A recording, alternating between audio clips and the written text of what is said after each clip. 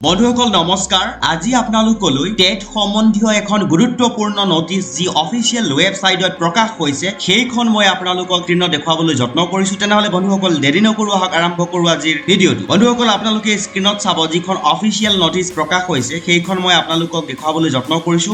আৰু এই নোটিছখন 30/9/2022 তাৰিখে প্ৰকাশ হৈছে এই নোটিছখন মই অফিচিয়েল নোটিছখন আপোনালোকক স্ক্ৰীনত দেখুৱাবলৈ যত্ন কৰিছো চাব বহু গুৰুত্বপূৰ্ণ ইনফৰমেশ্যন ইয়াতে এটা দি ৰাখিছে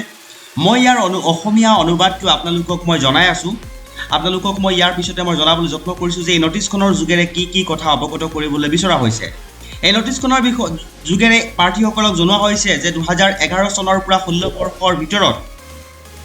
সিটেট পৰীক্ষাৰ প্ৰমাণপত্ৰ আৰু মাৰ্কশ্বিটৰ নথিপত্ৰৰ বাবে কোনো অফলাইন আবেদন এই কাৰ্যালয়ত গ্ৰহণ কৰা নহব যদি প্ৰাৰ্থীসকলে ডুপ্লিকেট সাৰ্টিফিকেট আৰু মাৰ্কশ্বিটৰ বাবে অফলাইন আবেদন কৰে তেন্তে তেওঁলোকৰ আবেদন আৰু ডিডি গ্ৰহণ কৰা নহব অৰ্থাৎ এতিয়াৰে পৰা যদি মাৰ্কশ্বিট আৰু প্ৰমাণপত্ৰৰ কাৰণে আবেদন কৰিবলগীয়া হয় তেতিয়া হলে অনলাইন হে আবেদন গ্ৰহণ কৰিব